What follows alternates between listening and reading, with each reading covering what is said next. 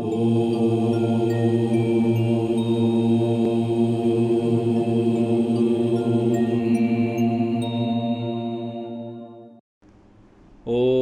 પરબ્રહ્મણે નમઃ. શ્રીમદ્ભાગવત મહાપુરાણ દશમ સ્કંધ પૂર્વાર્ધ અધ્યાય 13. શ્રી શુકદેવજી કહે છે, હે પરીક્ષિત, તમે બહુ ભાગ્યશાળી છો. ભગવાનના પ્રેમી ભક્તોમાં તમારું સ્થાન શ્રેષ્ઠ છે.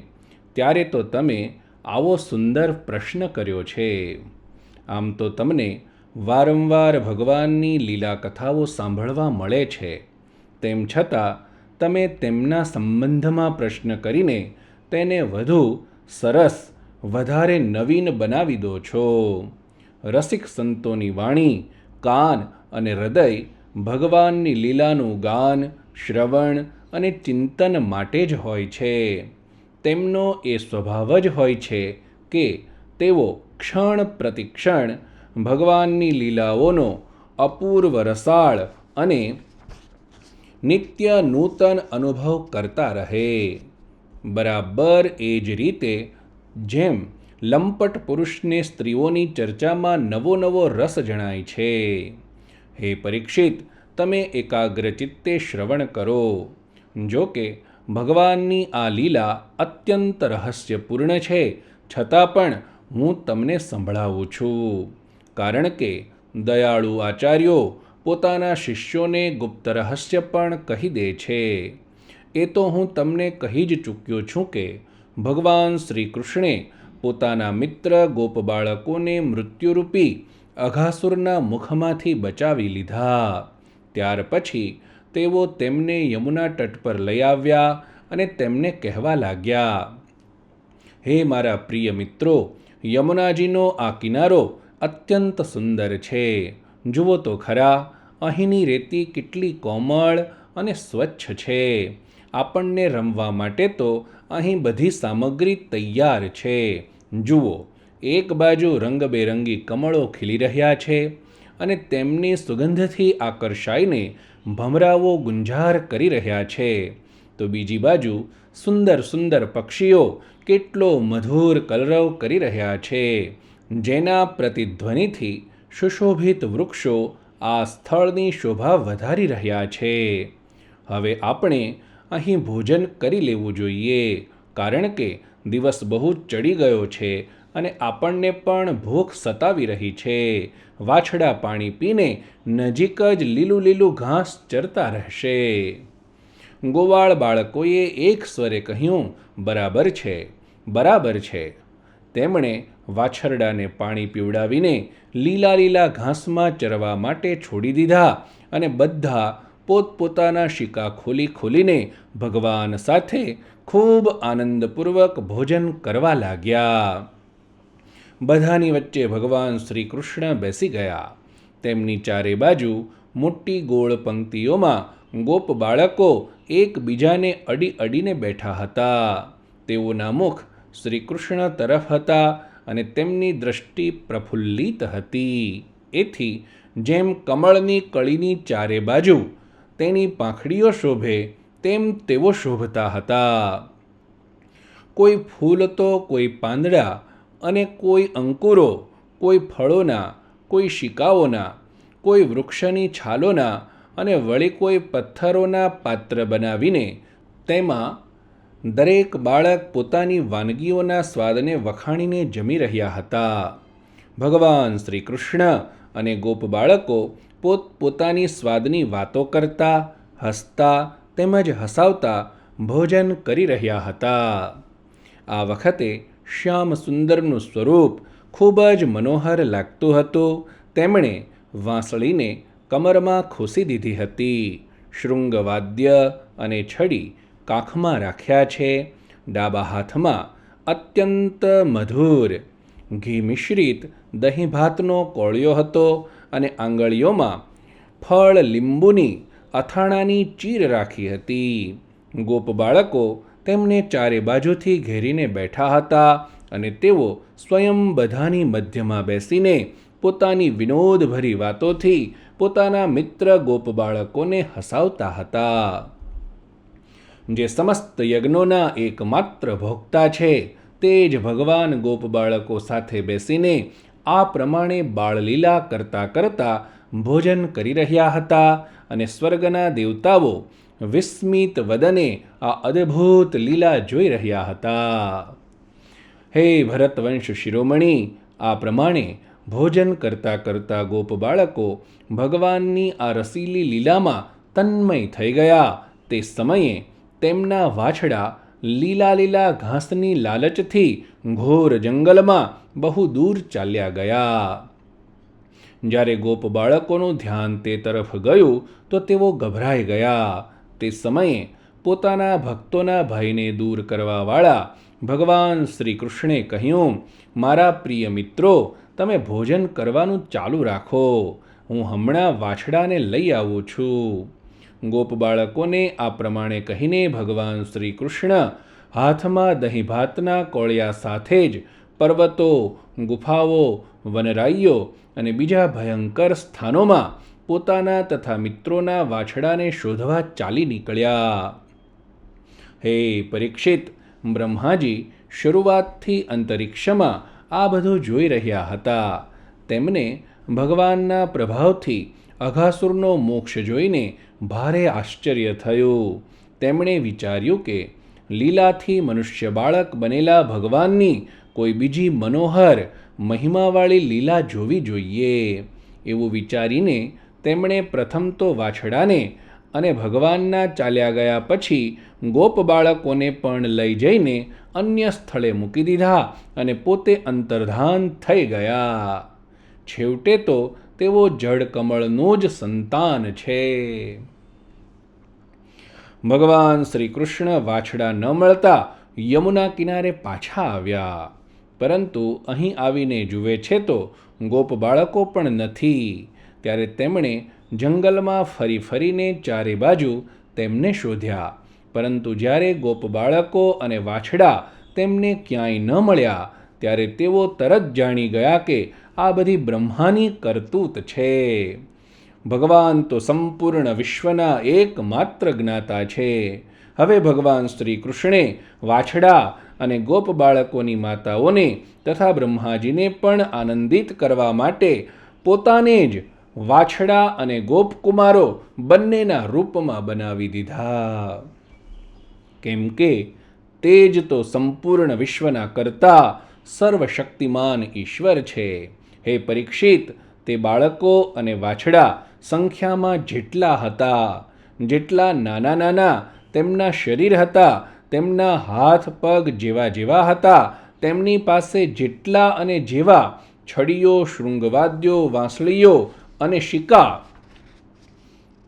ઇત્યાદિ હતા, વળી જેવા અને જેટલા વસ્ત્ર આભૂષણ હતા, તેમના શીલ, સ્વભાવ, ગુણ, નામ, રૂપ અને અવસ્થાઓ જેવા હતા, જે પ્રમાણે તેઓ ખાતા, પીતા અને ચાલતા હતા, બરાબર તેવા જ અને તેટલા જ રૂપોમાં સર્વસ્વરૂપ ભગવાન શ્રી કૃષ્ણ પ્રગટ થઈ ગયા.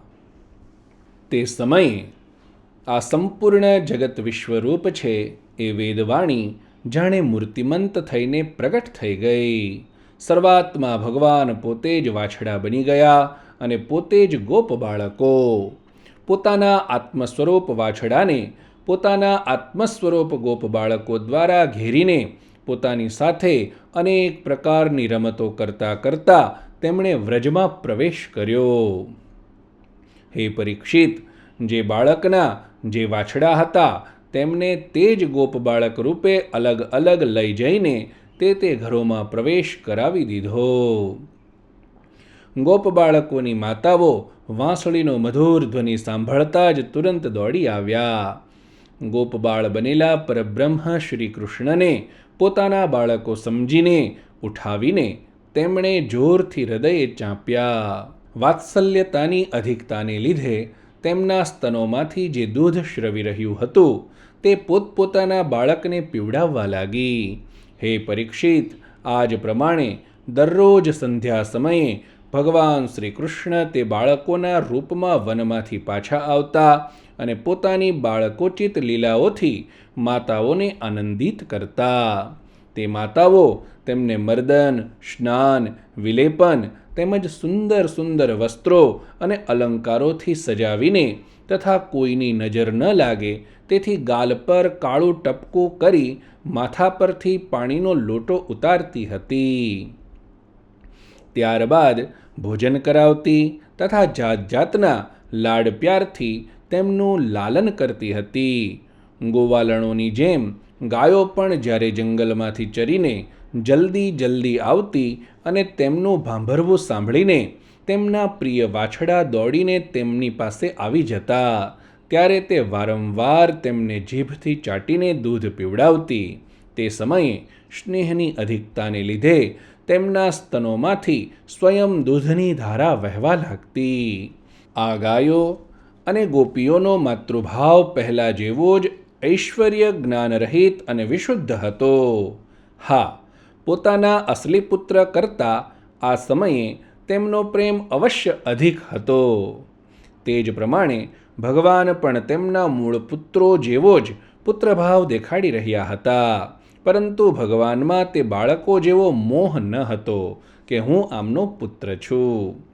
પોતપોતાના બાળકો પ્રતિ વ્રજવાસીઓની સ્નેહની વેલ રોજ રોજ 1 વર્ષ સુધી ધીરે ધીરે વધતી ગઈ, ત્યાં સુધી કે પહેલાં તેમનો શ્રી કૃષ્ણમાં અપાર અને અપૂર્વ પ્રેમ હતો તેવો જ તેમના આ બાળકોમાં થઈ ગયો. આ પ્રમાણે શરૂઆતમાં શ્રી કૃષ્ણ વાછડા અને ગોપ બાળકોને બહાને ગોપાલ બનીને પોતાના બાલરૂપથી વત્સરૂપનું પાલન કરતા રહીને 1 વર્ષ સુધી વન અને ગોષ્ઠમાં ક્રીડા કરતા રહ્યા. જ્યારે 1 વર્ષ પૂરું થવામાં 5-6 રાત્રિ બાકી હતી ત્યારે એક દિવસ ભગવાન શ્રી કૃષ્ણ બલરામજીની સાથે વાછડા ચરાવતા વનમાં ગયા. તે સમયે ગાયો ગોવર્ધનના શિખર પર ઘાસ ચરી રહી હતી. ત્યાંથી તેમણે વ્રજ પાસે જ ઘાસ ચરી રહેલા ઘણા દૂર પોતાના વાછડાને જોયા. વાછરડાઓને જોતાં જ ગાયોનો વાત્સલ્ય સ્નેહ વધી જતા તે પોતાની સૂઝબૂઝ ગુમાવી બેઠી અને ગોવાળોના રોકવાની પરવા ન કરતા ન ઉતરાય તેવા ટેકરાવાળા રસ્તાને પણ ઓળંગી ખૂબ વેગપૂર્વક દોડી. તે સમયે તેમના સ્તનોમાંથી દૂધ સ્રવી રહ્યું હતું. તેમણે ખાંધમાં ડોકને વાળી દીધી હતી. ભાંભરતી ભાંભરતી પૂંછડું અને માથું ઊંચું કરીને એટલા વેગથી દોડી રહી હતી કે જાણે તેમને 2 જ પગ હોય. જે ગાયોને બીજા વાછડા થઈ ચૂક્યા હતા તે પણ ગોવર્ધનની તળેટીમાં પોતાના પહેલાંના વાછડા પાસે દોડી આવી અને તેમને સ્નેહવશ દૂધ પીવડાવવા લાગી. તે સમયે તે પોતાના વાછડાનું શરીર પ્રેમથી ચાટી રહી હતી. એવું લાગતું હતું જાણે આ વાછરડાને તે પોતાના પેટમાં રાખી લેશે. ગોપોએ તેમને રોકવાનો બહુ પ્રયત્ન કર્યો, પરંતુ તેમના બધા પ્રયત્ન વ્યર્થ રહ્યા. તેમને પોતાની વિફળતા પર ગ્લાનિ અને ગાયો પર ક્રોધ આવ્યો. જ્યારે તેઓ મહામહેનતે તે મુશ્કેલી ભર્યા માર્ગથી તે સ્થાને પહોંચ્યા ત્યારે તેમણે વાછરડા સાથે પોતાના બાળકોને પણ જોયા. પોતાના બાળકોને જોતાં જ તેમનું હૃદય પ્રેમ રસથી તરબોળ થઈ ગયું. બાળકો પ્રત્યે અનુરાગની ભરતી આવી ગઈ. તેમનો ક્રોધ જાણે ક્યાંય હવાઈ ગયો. તેમણે પોતપોતાના બાળકોને ખોળામાં લઈને હૃદય સાથે લગાડ્યા અને તેમનું માથું સૂંઘીને આનંદિત થયા. વૃદ્ધ ગોપોને પોતાના બાળકોના આલિંગનથી પરમ આનંદ પ્રાપ્ત થયો. તેઓ ન્યાલ થઈ ગયા. પછી બહુ દુઃખી હૃદયે તેમને છોડીને ધીરે ધીરે ત્યાંથી ચાલ્યા ગયા. પછી પણ બાળકોના અને તેમના શરીરના આલિંગનના સ્મરણથી તેમના નેત્રોમાંથી પ્રેમાશ્રુ વહેવા લાગ્યા.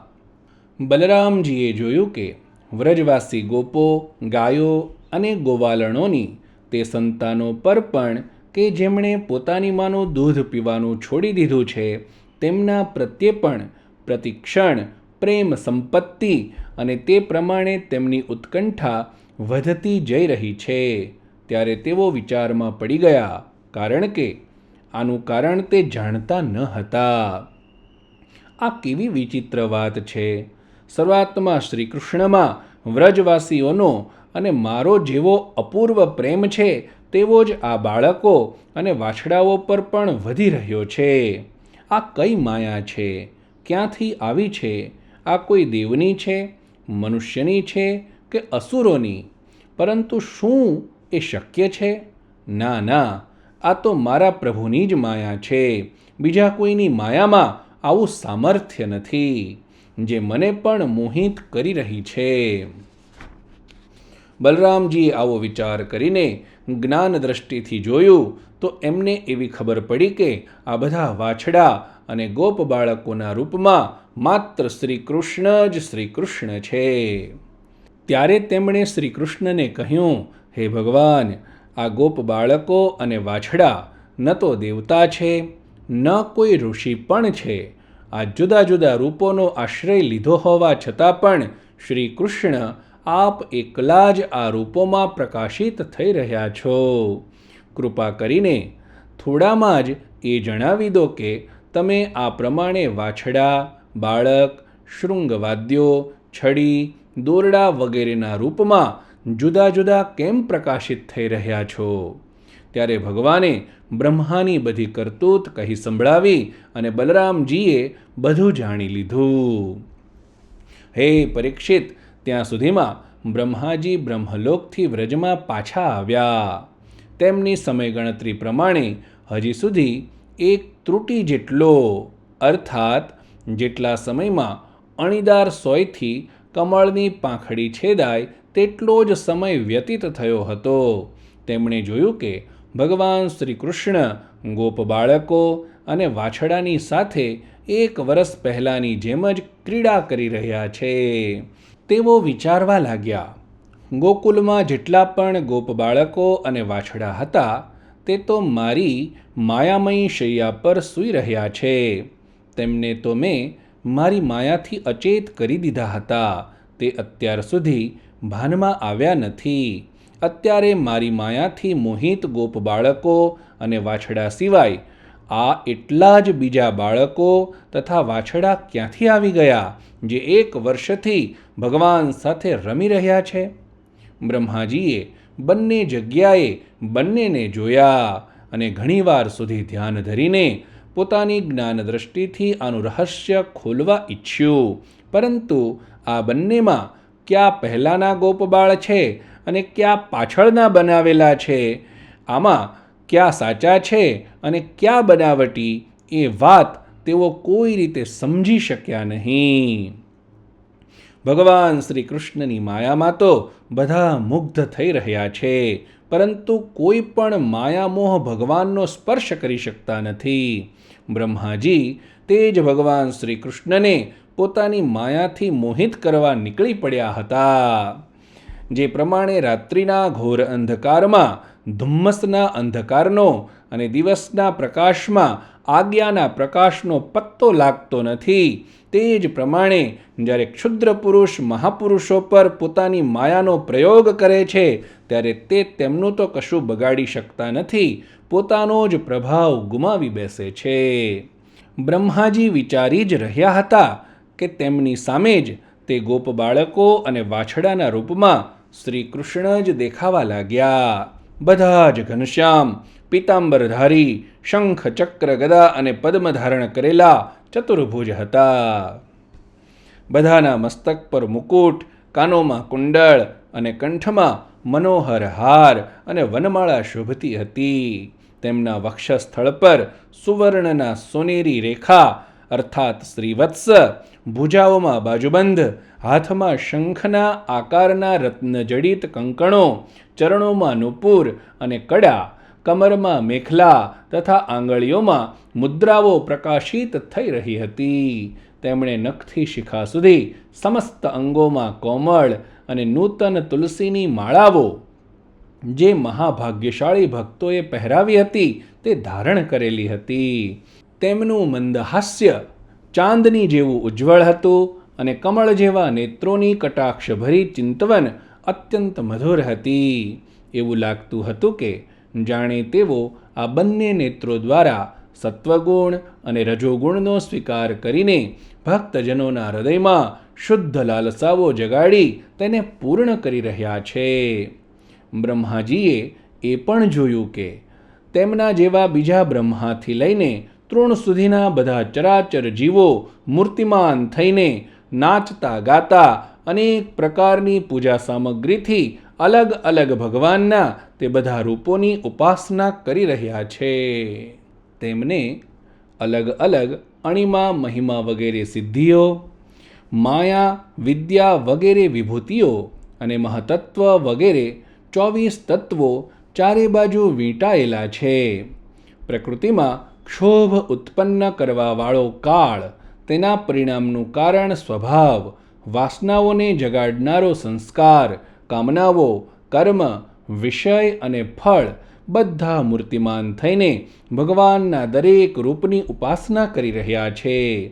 ભગવાનની સત્તા અને મહત્તાની આગળ તે બધાની સત્તા અને મહત્તા પોતાનું અસ્તિત્વ ખોઈ બેઠી છે. બ્રહ્માજીએ જોયું કે તેઓ બધા ભૂત, ભવિષ્ય અને વર્તમાન કાળ દ્વારા સીમિત નથી, ત્રિકાલાબાધિત સત્ય છે. તે બધા જ સ્વયં પ્રકાશ અને કેવળ અનંત આનંદ સ્વરૂપ છે. તેમનામાં જડતા અને ચેતનતાનો ભેદભાવ નથી. તે બધા જ એક રસ છે. ત્યાં સુધી કે ઉપનિષદના જાણકાર તત્વદર્શીઓની દ્રષ્ટિ પણ તેમના અનંત મહિમાનો સ્પર્શ કરી શકતી નથી. આ પ્રમાણે બ્રહ્માજીએ એકી સાથે જ જોયું કે તે બધા જ તે પરબ્રહ્મ પરમાત્મા શ્રી કૃષ્ણના જ સ્વરૂપો છે, જેમના પ્રકાશથી આ બધું ચરાચર વિશ્વ પ્રકાશિત થઈ રહ્યું છે. આ અત્યંત આશ્ચર્યજનક દ્રશ્ય જોઈને બ્રહ્માજી ચકિત રહી ગયા. તેમની 11 ઇન્દ્રિયો સ્તબ્ધ થઈ ગઈ. તેઓ ભગવાનના તેજથી નિસ્તેજ થઈને મૌન થઈ ગયા. જાણે વ્રજના અધિષ્ઠાતા દેવની પાસે એક પૂતળી ઊભી હોય. હે પરીક્ષિત, આ પ્રમાણે ભગવાનનું સ્વરૂપ તર્કથી પર છે. તેમનો મહિમા અસાધારણ છે. તેઓ સ્વયં પ્રકાશ, આનંદ સ્વરૂપ, માયાથી પર, વળી બ્રહ્મ વિના અન્ય બીજો કાંઈ નથી એવું કહેવા માટે નેતિ નેતિ એટલું જ ઉપનિષદો કહી શકે છે, પરંતુ પરબ્રહ્મને કહી શકતા નથી. આવા ભગવાન શ્રી કૃષ્ણના મહિમામાં બ્રહ્માજી પણ આ બધું શું છે, હું શું જોઈ રહ્યો છું, એમ જ્યારે મૂંઝાઈ ગયા અને જોવા અસમર્થ બની ગયા, ત્યારે તેમની આંખો બંધ થઈ ગઈ. બ્રહ્માજીની આવી દયાજનક સ્થિતિ જાણીને અજન્મા ભગવાને માયાનો પડદો હટાવી લીધો. આનાથી બ્રહ્માજીને બ્રહ્મજ્ઞાન થયું. તેઓ જાણે મરીને ફરી જીવતા થયા. સચેત થઈને તેમણે જેમ તેમ કરીને બહુ કષ્ટથી પોતાના નેત્ર ખોલ્યા, ત્યારે ક્યાંક પોતાનું શરીર અને આ જગત દેખાયું. પછી બ્રહ્માજી જ્યારે ચારે બાજુ જોવા લાગ્યા, ત્યારે પહેલાં દિશાઓ અને ત્યાર પછી તુરત જ એમની સામે વૃંદાવન દેખાયું. વૃંદાવન સર્વને પ્રિય, સર્વત્ર પ્રિય છે. જ્યાં જુઓ ત્યાં જીવોને જીવન આપવાવાળા ફળ અને ફૂલોથી લચી રહેલા લીલાછમ પાંદડાઓથી લહેરાતા વૃક્ષોની પંક્તિઓ શોભી રહી છે. ભગવાન શ્રી કૃષ્ણની લીલાભૂમિ હોવાને લીધે વૃંદાવનમાં ક્રોધ, તૃષ્ણા વગેરે દોષ પ્રવેશ કરી શકતા નથી અને ત્યાં સ્વભાવથી દુસ્ત્યજ, પરસ્પર વેર રાખનારા મનુષ્યો અને પશુ પક્ષીઓ પણ પ્રેમી મિત્રોની જેમ હળી મળીને એક સાથે રહે છે. બ્રહ્માજીએ વૃંદાવનનું દર્શન કર્યા પછી જોયું કે અદ્વિતીય પરબ્રહ્મ ગોપવંશના બાળકના જેવું નૃત્ય કરી રહ્યા છે. તે એક હોવા છતાં તેના મિત્રો છે, અનંત હોવા છતાં પણ તે આમ તેમ ઘૂમી રહ્યા છે અને તેનું જ્ઞાન અગાધ હોવા છતાં પણ તે ગોપ બાળકોને અને વાછડાઓને શોધી રહ્યા છે. બ્રહ્માજીએ જોયું કે જેમ ભગવાન શ્રી કૃષ્ણ પહેલાં પોતાના હાથમાં દહીં ભાતનો કોળિયો લઈને તેમને શોધી રહ્યા હતા, તે જ પ્રમાણે અત્યારે પણ એકલા જ તેમને શોધી રહ્યા છે. ભગવાનને જોતા જ બ્રહ્માજી પોતાના વાહન પરથી એકાએક કૂદી પડ્યા અને સુવર્ણ જેવા તેજસ્વી શરીરથી પૃથ્વી પર દંડની જેમ પડી ગયા. તેમણે પોતાના ચારે મુકુટોના અગ્રભાગથી ભગવાનના ચરણકમળોનો સ્પર્શ કરીને નમસ્કાર કર્યા અને આનંદના આંસુઓની ધારાથી તેમને ભીંજવી દીધા. તેઓ ભગવાન શ્રી કૃષ્ણના અગાઉ જોયેલા મહિમાનું વારંવાર સ્મરણ કરીને તેમના ચરણોમાં પડી જતા અને ઉઠીને ફરી પડી જતા. આ પ્રમાણે ઘણીવાર સુધી તે ભગવાનના જ ચરણોમાં પડી રહ્યા.